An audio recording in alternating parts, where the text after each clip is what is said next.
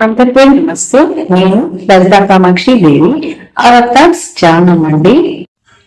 కొత్తిమీర చూపిస్తున్నాను కదా, దీని గురించి మాట్లాడతానేమో అనుకుంటారేమో. ఇది కాదండి మన టాపిక్. అయితే ఇది సరదాగా అన్నాము. 10th క్లాస్ తో హై స్కూల్ వదిలి కాలేజీ ఆవరణలో అడుగు పెడుతున్న స్టూడెంట్స్ అందరికీ ఆల్ ద బెస్ట్.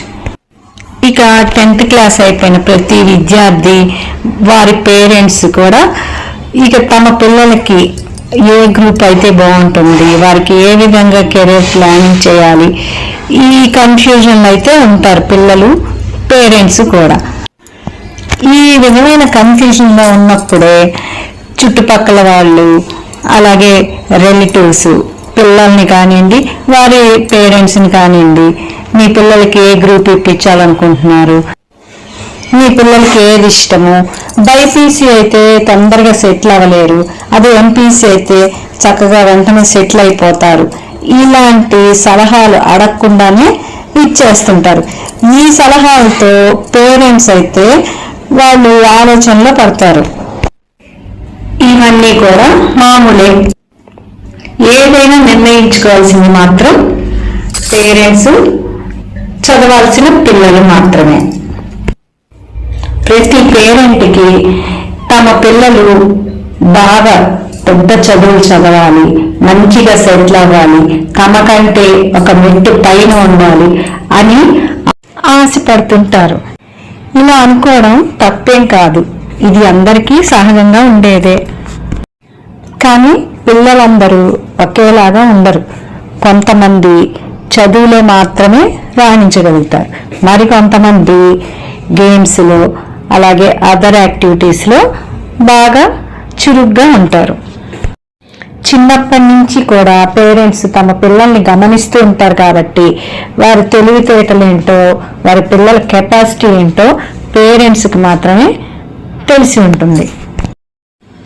అందుకని పేరెంట్స్ వేరే వాళ్ళ గురించి ఆలోచించకుండా తమ పిల్లల నాలెడ్జ్ ఏంటో తెలుసు కాబట్టి వారి కెరీర్ని ప్లాన్ చేయొచ్చు. ఇక్కడ పిల్లల డెసిషన్ అనేది చాలా ఇంపార్టెంట్.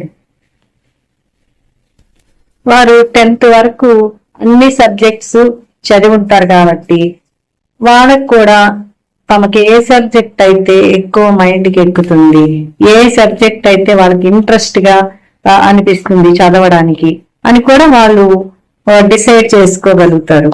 అలాగే వాళ్ళని 6th నుంచి 10th వరకు చూసిన టీచర్స్ కూడా పిల్లలు వేటిలో ఎక్కువ ఇంట్రెస్ట్ చూపిస్తున్నారు, ఏ సబ్జెక్టులు అయితే వాళ్ళు ఎక్కువ షైన్ అవుతారని కూడా వాళ్ళు చెప్పగలరు. కాబట్టి పిల్లలు చదివిన స్కూల్స్ లోని టీచర్స్ సలహాలు కూడా తీసుకోవడం మంచిదే. కొంతమంది పేరెంట్స్ అయితే వాళ్ళ బంధువుల్లోనో లేకపోతే వాళ్ళ కలీగ్స్ పిల్లలో బైపీసీ తీసుకున్నారు, లేకపోతే ఎంపీసీ తీసుకున్నారు, మా పిల్లలకు కూడా ఈ గ్రూప్ ఇప్పించాలి, లేకపోతే వాళ్ళందరూ ఏదో చులకనగా చూస్తారని కూడా భావిస్తుంటారు. అందరికీ అన్ని సబ్జెక్ట్స్ ఇంట్రెస్ట్ ఉండాలని లేదు కదా. కొంతమందికి మ్యాథ్స్, కొంతమందికి బైపీసీ, అలాగే కొంతమందికి కామర్స్, కొంతమందికి ఎకనామిక్స్, ఇలా ఇంట్రెస్ట్ ఉంటాయి. కాబట్టి వాళ్ళు ఏ సబ్జెక్ట్ మీద ఎక్కువ ఇంట్రెస్ట్ చూపిస్తున్నారో ఆ గ్రూప్ ఇప్పిస్తే తప్పకుండా వాళ్ళు ఆ సబ్జెక్ట్ లో షైన్ అవుతుంది. ఇంటర్ తర్వాత కూడా దానికి సంబంధించిన కోర్సెస్ లో జాయిన్ అయ్యి అది వాళ్ళకి ఇంట్రెస్ట్ ఉన్న సబ్జెక్ట్ కాబట్టి దాంట్లో ఎక్కువ శ్రద్ధ పెట్టగలుగుతారు. అలాగే వాళ్ళు కెరియర్ ప్లానింగ్ కూడా చక్కగా చేసుకోగలుగుతారు. అలా కాకుండా పేరెంట్స్ తమకిష్టమైన సబ్జెక్ట్స్ లో పిల్లల్ని చేర్చడం వల్ల పిల్లలకి వాటి మీద ఇంట్రెస్ట్ లేక, వాటిని మనసు పెట్టి చదవలేక ఒత్తిడికి గురయ్యే ప్రమాదం ఉంది. చాలా మంది ఆర్ట్స్ గ్రూప్ తీసుకున్న వాళ్ళని, అలాగే బిఏ బీకామ్ కోర్సెస్ చేసే వాళ్ళని ఇదేంటి ఇవి తీసుకున్నారు అని తక్కువ చేసి మాట్లాడే వాళ్ళు కూడా ఉంటుంటారు. వాటన్నిటిని అస్సలు పట్టించుకోవాల్సిన అవసరం అయితే లేదు. ఎవరికున్న టాలెంట్ తో వాళ్ళు కష్టపడి మంచిగా కాంపిటేటివ్ ఎగ్జామ్స్ రాసుకొని మంచి మంచి జాబ్స్ లోకి వెళ్ళవచ్చు. ఇది వరకు రోజుల కంటే ఇప్పుడు అన్ని కోర్సుల్లో చాలా మంచి అవకాశాలు అయితే ఉన్నాయి. పేరెంట్స్ కూడా తమ పిల్లలకి ఏదైతే ఇంట్రెస్ట్ ఉందో కనుక్కొని వాటిల్లో చేర్చడం వల్ల వాళ్ళకి ఇంట్రెస్ట్ ఉన్న ఫీల్డ్ లో వాళ్ళు హ్యాపీగా గ్రో అవ్వగలుగుతారు.